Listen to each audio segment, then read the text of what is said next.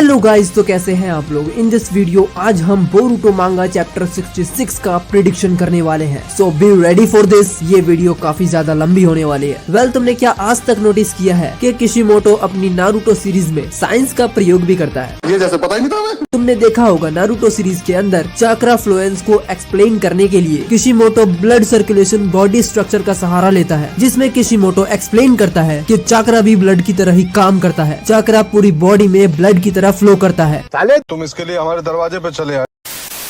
लगता है मैं कुछ ज्यादा साइंस के अंदर घुस गया, लेकिन हाँ, मैंने आज सोचा कि किशिमोटो अपनी कोई भी एक्सप्लेनेशन कहाँ से निकालता होगा। सो जवाब आया साइंस से। और साइंस भी कोई हाई लेवल का नहीं है, यही छठी सातवीं क्लास की। मैं जानता हूँ ये नई बात नहीं है, ये एक कॉमन सेंस है जो हर एक नारुतो फैन जानता है। बट मेरा प्रेडिक्शन यहाँ ये है कि चैप्टर 65 के लास्ट में अमादो क्या कहना चाहता था। आखिर कौन सी ऐसी थ्योरी थी जो अमादो ने किसी को नहीं बताई, जिसकी वजह से कारमा वापस आ गया कावाकी के पास। या ये हो सकता है कि कावाकी का कारमा कभी इरेज ही ना हुआ हो। निकाली मुन्ना लगला।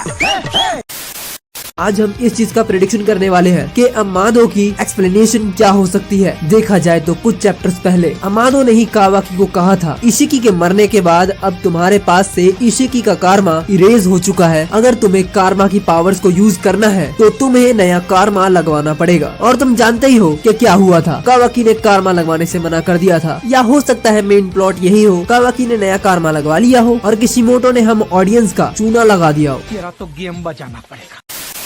इस एक्सप्लेनेशन की पॉसिबिलिटी 10 to 5% है। जितना भी अब तक मैंने बोरुटो मांगा को पढ़ा है, उन सभी के हिसाब से कंक्लूजन मेरा एक ही निकलता है कि जितने भी अब तक के उत्सुत्सुकी आ चुके हैं या रह चुके हैं, वो सभी एक तरह के पैरासाइट थे। अब तुम लोग बोलोगे कि ये क्या बकवास किए जा रहा है, बीन एक्सेस तू तो पागल हो गया है। लेकिन मेरे भाई यही सच है। वेल, एक पैरासाइट के बारे में तो तुम लोग जानते ही होगे, जिसे अपने आप को जिंदा रखने के लिए किसी और की बॉडी का सहारा लेना पड़ता है। लेकिन अब तुम लोग बोलोगे कि पैरासाइट बहुत छोटा होता है और उत्सुत्सुकी बहुत ज्यादा बड़े हैं। बट ब्रो, पिछले राइटर ने इकिमोतो ने हर एक चीज को कॉपी नहीं किया है। इकिमोतो जस्ट एक पैरासाइट के सिम्टम्स से इंस्पायर है। यू नो, सोनी पिक्चर्स का वेनम, जिसे अपने आप को जिंदा रखने के लिए एडी ब्रॉक की बॉडी का सहारा लेना पड़ता है। यहाँ तक कि पैरासाइट तो हमारे धरती पर भी है। साइंस की बुक में भी पैरासाइट के बारे में बताया गया है। यही छठी या सातवीं की बुक में होगा, जिसे आप कॉर्प्स फ्लावर के नाम से जानते होंगे। और आप ये भी जानते होंगे कि कोई भी पैरासाइट इतनी जल्दी मरता नहीं है। पैरासाइट को खत्म करना बहुत ज्यादा मुश्किल होता है। और पैरासाइट की तरह ही बोरुटो मांगा के अंदर उत्सुत्सुकी भी है, जो किसी और ग्रह पे जाते हैं और वहाँ अपना पावर प्लांट लगाते हैं। वहाँ का सारा पावर चूसने के बाद, क्या बोला तूने? I mean, चाक्रा फ्रूट खाने के बाद उस प्लेनेट को डिस्ट्रॉय कर देते हैं एंड देन नेक्स्ट प्लेनेट पे जाते हैं। और इस तरह से इन उत्सुत्सुकी का साइकिल चलता रहता है। और अगर तुम्हें अभी भी मेरी बात पे यकीन नहीं हो रहा है, तो तुम कॉर्प्स फ्लावर को देखो और डिवाइन ट्री को देखो। दोनों में सिमिलैरिटी तुम्हें दिख जाएगी। He's right. He's absolutely right.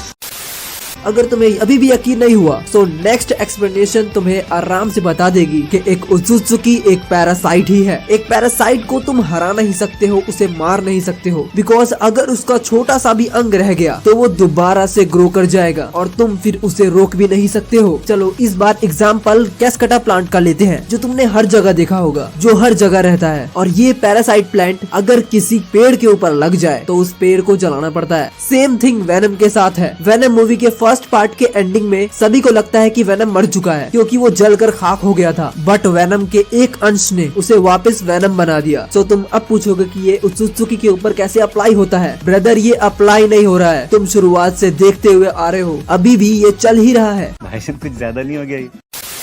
Boruto मांगा चैप्टर 10 एंड एपिसोड नंबर 65 के बारे में तो तुम जानते ही होगे, जिसमें टीम बोरुटो वर्सेस मोमोशिकी की फाइट होती है। मोमोशिकी के इतना ज्यादा पावरफुल होने के बाद भी नारुतो एंड सास्के उसे डिफीट कर ही देते हैं। एंड लास्ट में बोरुटो जायंट रसिंगन की मदद से मोमोशिकी को डिफीट करने में सक्सेसफुल तो हो ही जाता है। और उस वक्त तक सबको लगता है मोमोशिकी मर चुका है। बट मोमोशिकी ने अपनी जड़ यानी कारमा बोरुटो के अंदर इम्प्लांट कर दिया था और धीरे धीरे ही मोमोशिकी बोरुटो के अंदर ग्रो कर करके उसने अपने आप को पूरा कर लिया है, लाइक अ पैरासाइट। अब तो ये तुम्हें कंफर्म हो ही गया होगा कि एक उत्सुत्सुकी भी एक पैरासाइट ही है। अगर हम कावाकी की बात करें तो कावाकी का कारमा वापस आया कैसे? बिकॉज एक्सप्लेनेशन तो कुछ और ही कहती है। वेल, तुमने इससे पहले के चैप्टर में भी देखा होगा, किशिमोटो पूरी की पूरी एक्सप्लेनेशन को ही बदल डालता है। है। बैरियन मोड का तो किस्सा याद ही होगा, जिसमें नारुतो मरने वाला था लेकिन एक्सप्लेनेशन चेंज की गई और उसमें मरा कुरामा। सो इस चीज को लेकर चलते हैं कि इशिकी के मरने के बाद कावाकी के फ्री होने के बाद सो मे भी ये हो सकता है किसी भी उत्सुत्सुकी के मरने के बाद उसका कार्मा का रिएक्शन बहुत ज्यादा स्लो हो जाता हो और विदाउट उत्सुत्सुकी कार्मा प्रोसेस पूरा होने के बाद कार्मा की जितनी पावर्स हो वो सारी पावर्स उस बीइंग को मिलेगी जिसके पास वो कार्मा होगा। एक काम कर, 200 रुपए दे और 50 रुपए काट ओवर एक्टिंग के वजह।